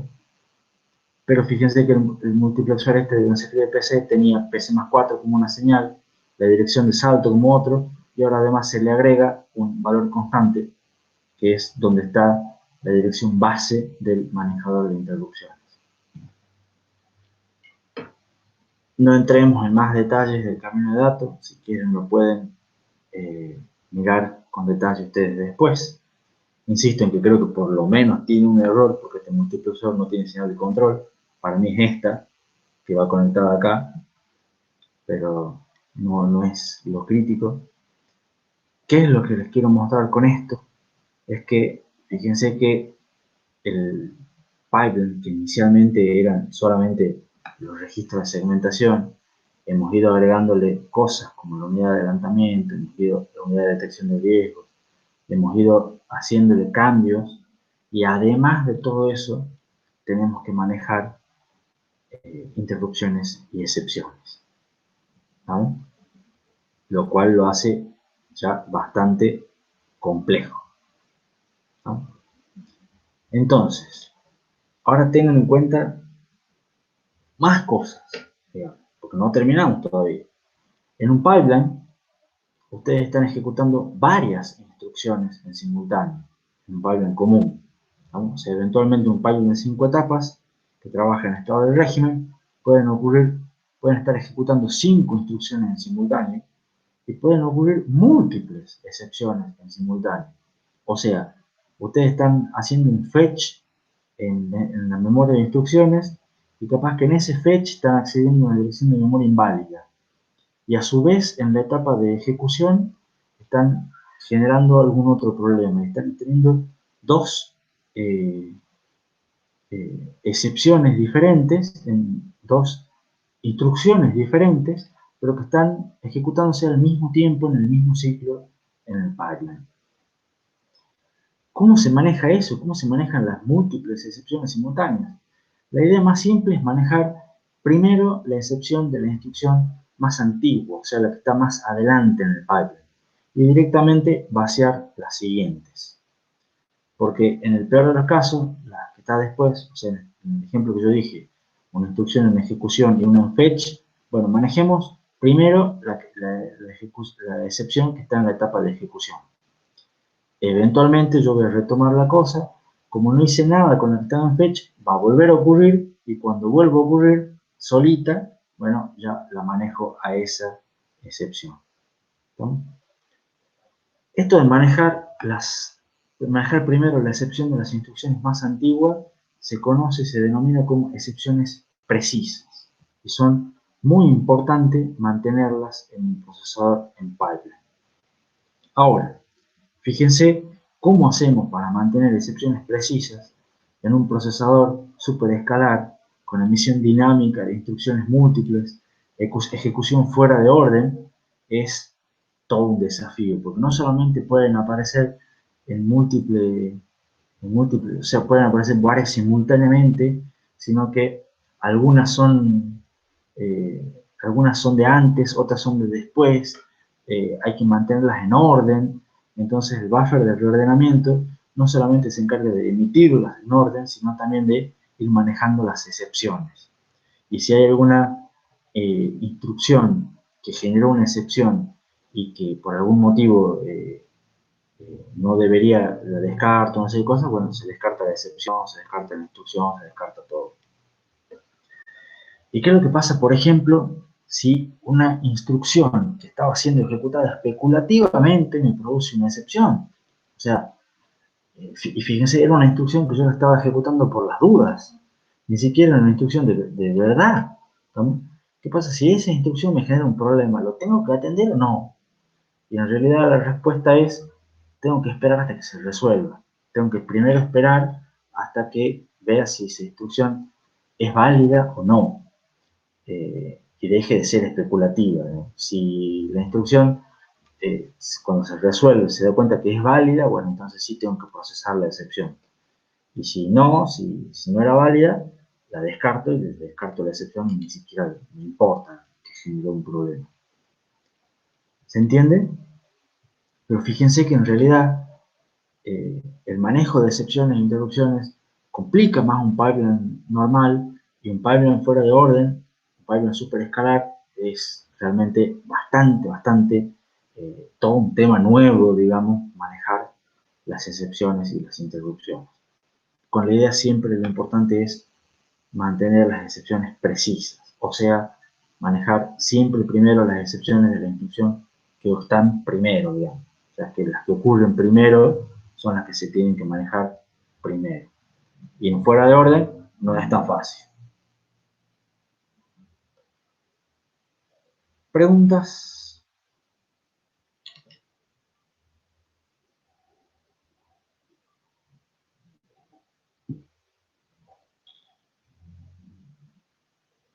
Bueno, entonces estamos para el resumen final, que inicialmente, cuando terminamos el tema anterior, pipelining no parecía tan difícil, solamente tenía algunos riesgos. Porque la idea básica del pipelining es, dentro de todo, sencilla. Agarramos una tarea, la dividimos en etapas y tratemos de que sean las etapas independientes, tratemos de ir emitiendo, digamos, una por etapa para aprovechar los recursos y de esa manera mejoramos mucho la productividad.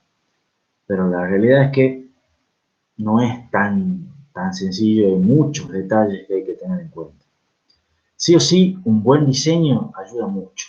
Ayuda mucho para la decodificación, ayuda en muchos aspectos para evitar riesgos estructurales y demás cosas.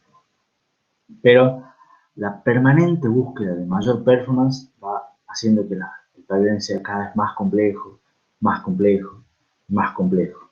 Y eso en general es impulsado por la ley de Moore, en la cual uno podía agregar transistores prácticamente gratis. O sea, porque no me costaba nada duplicar la cantidad de transistores cada 3 años con la misma área.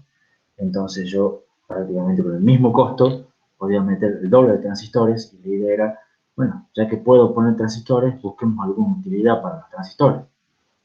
Y esa motivación hizo que se hagan muchas cosas por hardware y se haga mejor performance, mejor performance y mejor performance. Las interrupciones precisas también agregan complejidad al pipeline. Y después, lo que vimos con todo lo que es paralelismo a nivel de instrucción básicamente, es que la performance se mejora mediante super pipelining para disminuir el T, emisión múltiple de instrucciones, ayudado por el compilador, reordenando las instrucciones, desenrollando los lazos, todo lo que se puede hacer. Vimos ejecución fuera de orden, pero siempre con la terminación en orden, no hay que olvidarse, para preservar el sentido del código. Vimos ejecución especulativa, vimos predicción de salto. Y todo eso se basa, menos super pipelining, se basa en el paralelismo a nivel de instrucción, tratar de sacar el máximo jugo posible a las instrucciones que están escritas en lenguaje ensamblador. Y eso, la mayor limitación que tiene, la principal limitación es que está limitado por las dependencias del código. El código es netamente o eminentemente secuencial. ¿Sí? Y la otra limitación que tienen los procesadores superescalares es una cuestión de consumo de energía, porque tanto agregado de transistores que era gratis, a la larga eran más transistores que consumían más potencia y nos llevaron a diseño de procesadores a chocarse con la pared de consumo de energía. Y con eso creo que terminamos la presentación del tema 9. ¿Preguntas?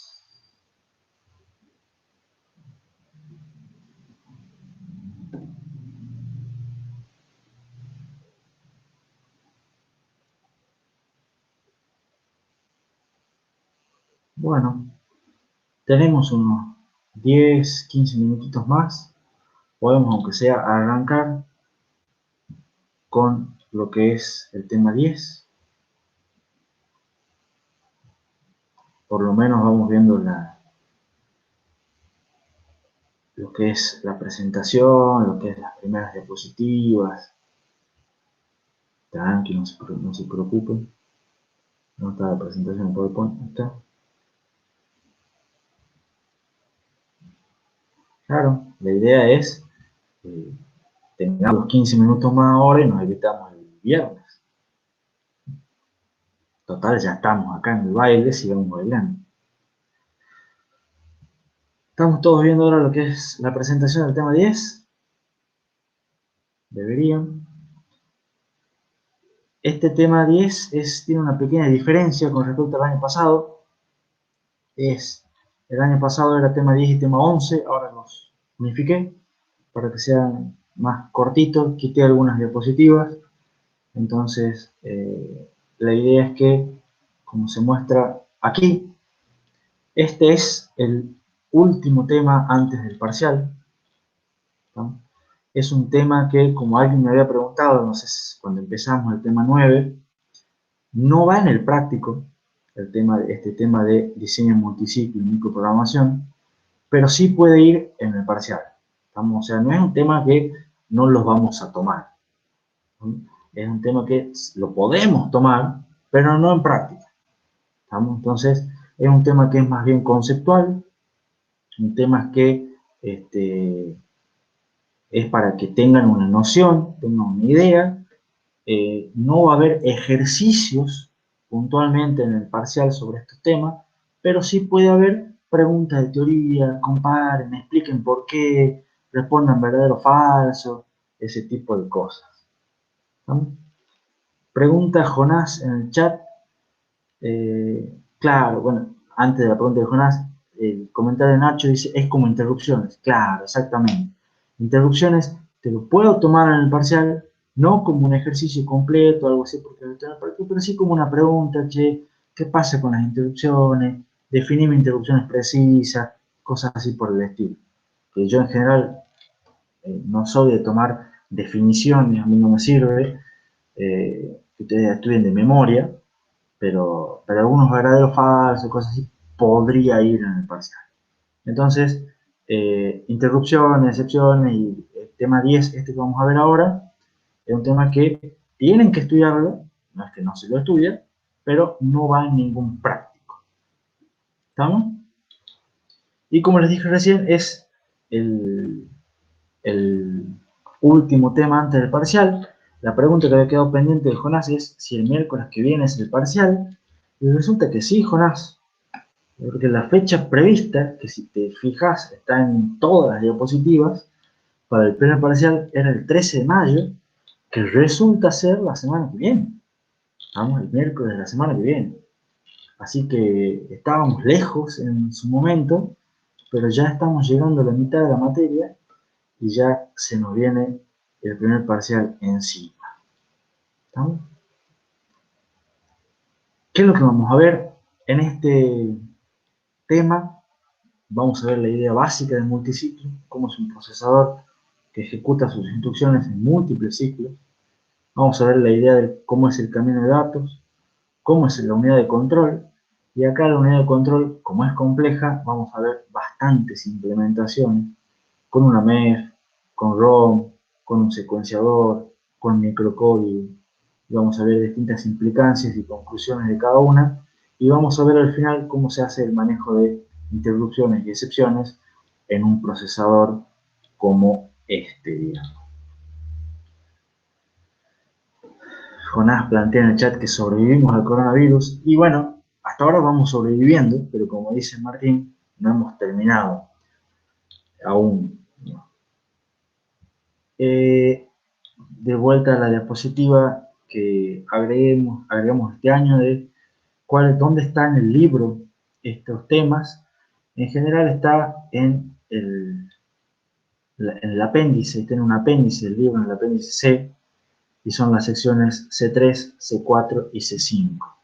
Pero si ustedes agarran muchos otros libros, muchas otras cuestiones de estructura y diseño de computadoras, van a ver que muchas están basadas en diseños multiciclos como este, o como el SRC1 que ustedes vieron en sistemas con micro.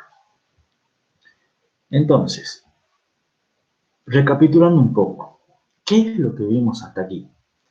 Empezamos con un diseño de un procesador de ciclo único, en el cual el control era simple, era combinacional, las salidas dependían únicamente de las entradas, que eran el opcode de la instrucción que estaba decodificando en ese momento.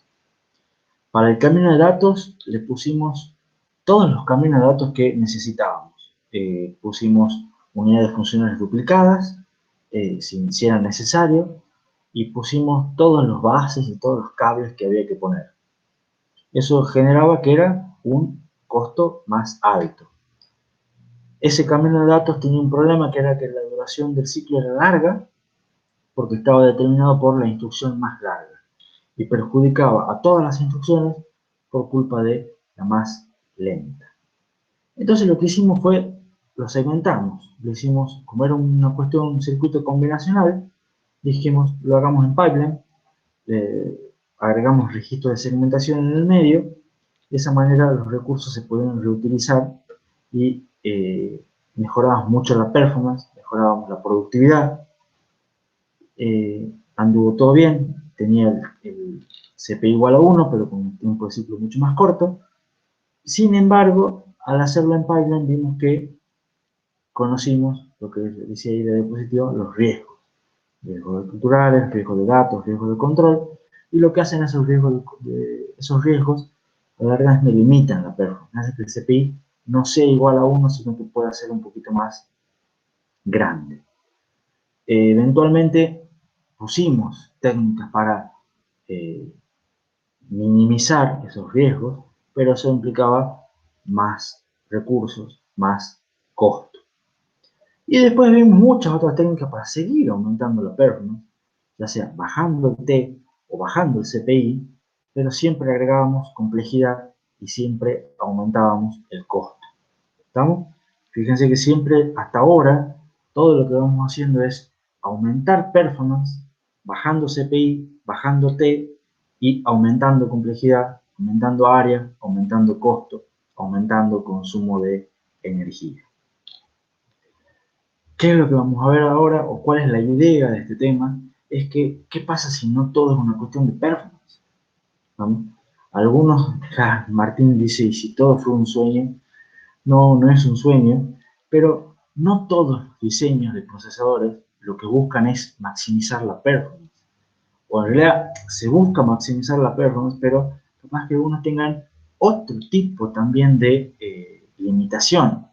Bueno, yo quiero obtener la máxima performance, pero manteniendo el costo barato por tal y tal motivo. O manteniendo el área, yo no puedo agregar 8 unidades funcionales, las quiero mantener, puedo mantener solamente una. Entonces, bueno, ¿cómo se puede? Se busca minimizar el costo, se busca minimizar el consumo de energía. La cuestión que ya no es únicamente el objetivo era, o el objetivo de los procesadores es maximizar performance, como sí es lo de los procesadores de alta gama, porque Intel y AMD tienen que vender procesadores más rápidos porque así es como lo venden ellos, digamos, si no, no funcionaría todo el sistema. Pero hay mucha gente, muchos diseños que utilizan procesadores en los cuales no es la performance lo único que uno busca, digamos. Tienen otros criterios de diseño, entonces son maximizar performance dentro de un cierto presupuesto de plata o maximizar performance dentro de un cierto performance de consumo de energía. Entonces, para esos procesadores que tienen objetivos distintos, necesitan criterios de diseño distintos. Y no es cuestión de agregar y agregar y agregar y agregar cosas como nosotros veníamos haciendo, o de solucionar problemas agregando más hardware, porque capaz que no se puede agregar más hardware porque estamos limitados. Entonces, para ese tipo de procesadores es lo que vamos a ver en el tema de hoy. Claro, Martín plantea en el chat que de esa manera en el mercado están los celulares o PCs de baja, media y alta gama. Y tiene razón, básicamente, Martín, aunque en realidad no es tan así, porque yo creo que los procesadores de PCs de baja gama igual son super escalares. Lo que pasa es que no son tan super escalares, tan grandes, tan great big como los que vimos acá, pero siguen siendo super escalares. Un i3, por decirlo así, es mucho más barato que un i7, pero sigue siendo el mismo.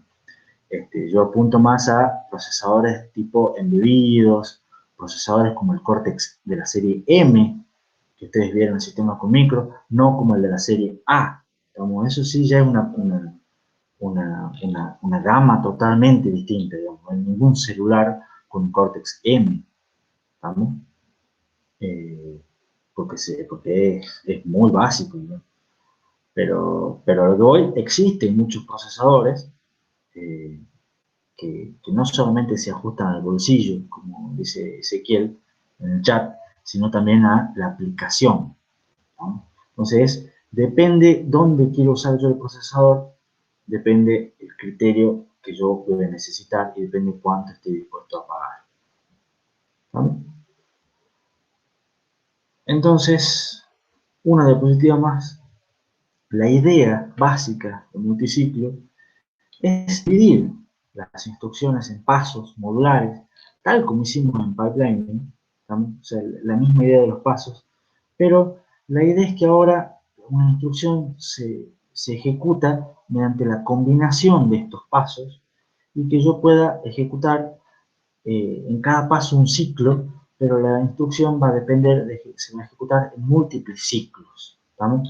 No es que va a ser un pipeline de que van a estar ejecutando múltiples instrucciones en un solo ciclo, sino que la idea es que una instrucción va a demorar múltiples ciclos. Como una instrucción va a determinar, se va a ejecutar en 5T, 7T, 8T, una cosa así. Y esto es como lo que ustedes vieron en el SRC1. Esa idea, que ustedes vieron en prerequisitos, inclusive ahora en esta materia. Ustedes tenían que ejecutar una instrucción y escribían los pasos en los cuales se ejecutaba esa instrucción. Y ponían el PC en el mar, con el mar iban a la memoria de instrucciones, esperaban que la memoria de instrucciones deje el dato en el MDR, después lo ponían el dato del MDR y lo iban pasando a otro lado. Bueno, esos pasos que la ejecución se ejecuta en varios ciclos, bueno, esa es la idea del multiciclo, ¿no? La idea es que acá cada paso se ejecuta en un ciclo T que es pequeño, que sea balanceado, similar al diseño del pipeline, y la idea es que en cada paso se utiliza solo una unidad funcional. Igual que habíamos hecho la idea del pipeline. El pipeline, si ustedes recuerdan, sí era una unidad funcional en cada ciclo. Pero la clave acá está en la reutilización de recursos para minimizar el costo. Entonces, acá no tenemos una ALU y muchos sumadores, sino tenemos una única ALU. ¿Estamos? Y esa ALU tiene que hacer operaciones de tipo R, calcular las direcciones de acceso a memoria para el tipo load store, calcular la dirección de salto para el branch, todo se tiene que manejar, calcular el PC más 4, todo se tiene que calcular con la misma ALU, que es nuestra única ALU que vamos a tener. Vamos a tener una única memoria. Acá ya no me vengan con memoria separada para la API y para instrucciones. No nos da el presupuesto para dos memorias. Tenemos una única memoria que guarda todo. ¿Estamos?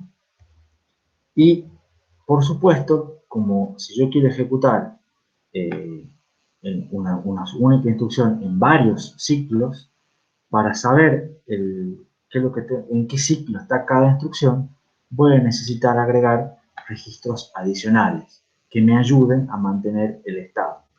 Acá es donde aparecen registros como el MAR, el MDR, el registro de instrucción y todo ese tipo de cosas que ya lo vamos a ver en la clase que viene el miércoles. ¿Vamos? Pero ya por lo menos tienen la idea básica del multiciclo. Es muy similar a lo que ustedes vieron en sistemas con micro, muy similar a lo que vieron en prerequisitos, es tratar de ver cuáles son los pasos en RTN en los cuales se ejecuta una instrucción, y acá no es que voy a ejecutar una instrucción por ciclo, sino que acá voy a tener instrucciones con CPI mayor que 1. Entonces el CPI va a ser acá más alto y va a ser varios ciclos.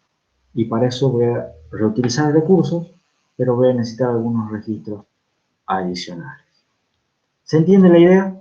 Por lo menos hasta aquí.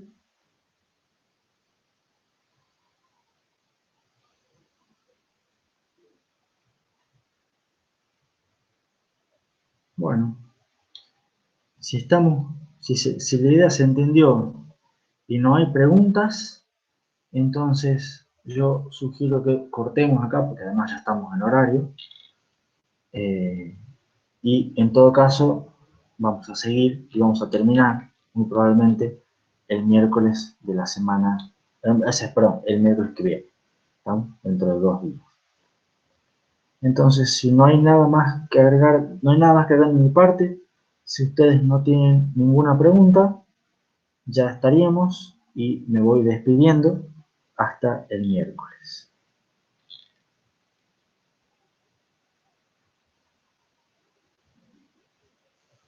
Bueno, parece que no hay preguntas, ya se están despidiendo, así que vamos a dejar de grabar.